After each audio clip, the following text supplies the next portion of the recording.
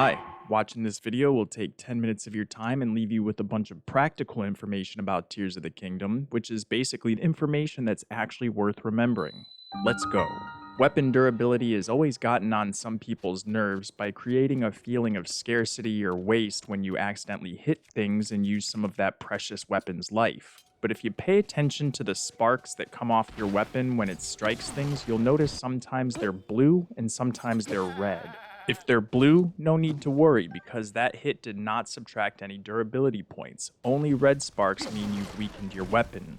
Popular things to hit that do not hurt your weapon include zonai devices whenever you activate or deactivate them, cutting grass or shrubbery, small rocks, food grown out in the wild, anything from your inventory you've dropped in front of you, and even breakable boulders when you hit them with something not suited for the job. To maximize the life of your weapons, it's best to fuse something to them before you ever use them. That's because weapons have a separate durability count from the fusible items. So for example, I used a pristine Traveler's Claymore and a piece of amber here. When I waited until the badly damaged message popped up to fuse the amber to it, I got 19 hits at 9 damage each for the plain sword, and then fusing the amber got me an additional 26 hits at 13 damage each. That's 45 total hits and 509 total damage dealt. But when I fused the amber to the brand new Claymore, I still got 45 hits, but now all of them dealt 13 damage points for a total of 585. So if you think you're getting extra mileage out of your weapons because they stop flashing red, you're mistaken. Stock up on arrows for free by breaking crates and barrels using Ultra Hand. Just lift them up into the air and let them drop. It'll save you on weapon durability and rupees. The best place to find crates are all around the stables, especially the Gerudo Canyon stable. But really, anytime you see a big wooden box and you're not in the middle of something you can't take a break from, you should smash it and grab whatever's in there. The Great Sky Island tutorial is drastically different from the Breath of the Wild Great Plateau tutorial, in which you were required to activate your first tower and were given the paraglider upon completing the area. Tears of the Kingdom doesn't work like that. So while I understand why some players try to set off and explore other areas instead of following the game's directions to head straight to Lookout Landing after leaving the Great Sky Island, it's not the most fantastic idea in the world. I highly recommend following the game's directions until you acquire the paraglider, but this is a multi-step process. Not only does unlocking towers open up more of the map, allowing you to make more informed decisions and generally play the game better, this is also how you acquire the paraglider, arguably the most essential item besides Link's magical arm abilities. Not to mention, each activated tower gives you a new warp point for fast travel and access to more parts of the sky. And the Lookout Landing Tower is the first one you have to do because you need Purah to turn it on for you. After you get it, you can open up the rest in any order you want.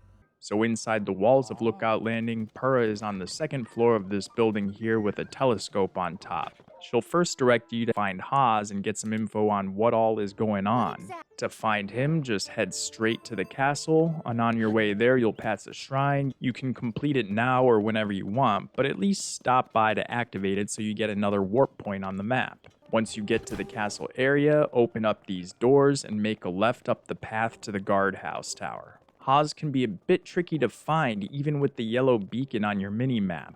But if you just follow this path until it leads you inside this room, you can head straight to the left, climb up this wall, and use Ascend to go through the ceiling from here. When you look around, you'll see him standing with another soldier. Once you've spoken with him, head back to Lookout Landing and report to Purah. She'll make it seem like there's still more to do or that you have to wait for a while before she finishes the finishing touches on the tower repairs, but you can simply run right over to the tower and it'll be good to go. This is when she'll finally give you the paraglider and you can step on the platform to open up your first bit of the map. And the next time you go over and talk to Purah, she'll open up the main quest for the regional phenomena so you can start making progress on the 4 dungeons at your own pace. But after getting the paraglider is when I think it's cool to do whatever you want, wherever you want, however you want, despite what the game directs you to do. I personally recommend getting some fairies just in case you ever have an accident. The closest location is on the Sky Island over here to the left of the Great Sky Island, and the easiest way to get there in early gameplay is to fly over using a wing. If you don't have any wings in your inventory yet, first warp to the Recall Shrine and run out of the cave to the right, and then immediately turn around and climb up the wall all the way up to the top. Keep running straight towards this giant tree trunk and you'll see some stairs. Open up the treasure chest at the top to receive 3 wings. Now you can warp to the Fuse Shrine over here, and you can take out a wing, use Ultra Hand to pick it up, and I suggest pushing down on the D-pad to pull it as close to Link as possible. Now walk behind the shrine with it, and put its tail up against the edge of the island. When you're ready, press B to deactivate Ultra Hand and be holding forward so that Link hops right onto the wing before it glides away. You might want to save before you drop the wing out of your inventory just in case you mess this step up. You're looking for this island with the big light post. You'll need to curve the wing around the waterfall before it comes into view. Just fly to this island and there will be 3 fairies for the taking. If you crouch down as you approach them, there's 0% risk of scaring them off. Sometimes when they're up too high to grab, patience is the key. Sometimes the better strategy is to climb up the light post to get some height advantage and then easily paraglide down towards them while mashing A so that Link grabs them the moment the prompt to do so appears. To stock up on food, I highly recommend making your way over to the Satori Mountain Apple Orchard. There's a shrine right here on the edge of the mountainside. So next time you need to stock up, all you have to do is warp over. And as for collecting the apples, you could use Ultra Hand to grab them and they'll drop, but to make it super fast and way easier, you'll need the AutoBuild ability, which I'll get to in a minute. If you already have AutoBuild, just use Ultra Hand to glue together 21 apples. That's the maximum number of things you can glue together. Then save this apple bundle to your favorites. Now you can simply walk around and let the apples come to you. Once you stop hearing the sound of them being glued together, simply press B to cancel the build and grab them all right up. Pressing A also works, easy pickings. And obviously you can do the same thing with golden apples if you'd like. If you don't already have the auto build ability, the best way to get it is to make your way down the Great Plateau North Chasm, which is easily reachable by dropping down from that fairy sky island we just talked about a moment ago. You can literally skydive off the edge and soar straight down. You really should have some bright bloom seeds in your inventory to make seeing your way around down here as easy as possible. Right near where you land down here, there's some Zonai devices you can use to build a vehicle, or you could just walk. I recommend taking 2 fans and a steering stick to make a hoverbike. This little device is one of the most valuable vehicles ever discovered in the game because as long as you have battery power, you can fly this thing around forever. Just tilt the steering stick at a 45-degree angle like this, and attach its front edge to the top edge of the fan. Then take the other fan and attach the top edge of it to the back of the steering stick. It's easy to make these things lopsided, but the straighter you align the pieces, the better this thing will handle.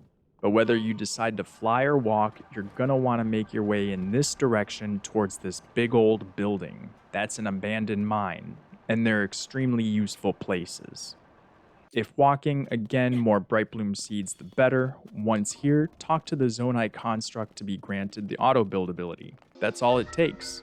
Now you can speak with the people here and follow their prompts to get practice using it on these little vehicles, but be warned, these guys are disguised Yiga members, so once you complete the auto build task on their little cars, Master Koga will appear for a fight. He's easy enough, but you should come prepared with some decent weaponry, and either plenty of food, cooked meals, and or have collected some fairies the way I've already described, because he's worth beating up.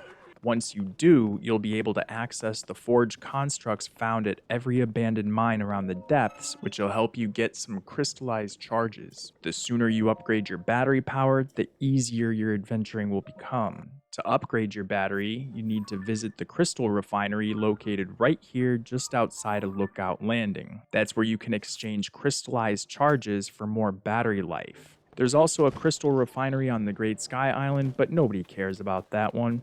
The best way to get crystallized charges is to explore the depths and gather as much zonite as possible, and then take it to the abandoned mines and trade it to the forge constructs who will sell you the crystallized charges. These abandoned mines with Forge Construct general stores are found under every village on the surface. Rito Village, Gerudo Town, Karakara Bazaar, Zora's Domain, Goron City, Terry Town, Kakriko, Hateno, Lurelin, and also one under the Temple of Time on the Great Plateau, which is the first and easiest one to get.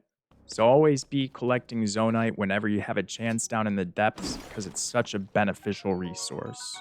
And that right there is 10 minutes of useful or practical information about Tears of the Kingdom. I know this first episode had more beginner-friendly type stuff, but if there's something that you particularly want to know about how to do better, let me know and I'll cover it in the 20-minute video. Like this one if you liked it, subscribe to catch the next ones when they come out, and until next time, stay cool and always keep punching out there. Aloha.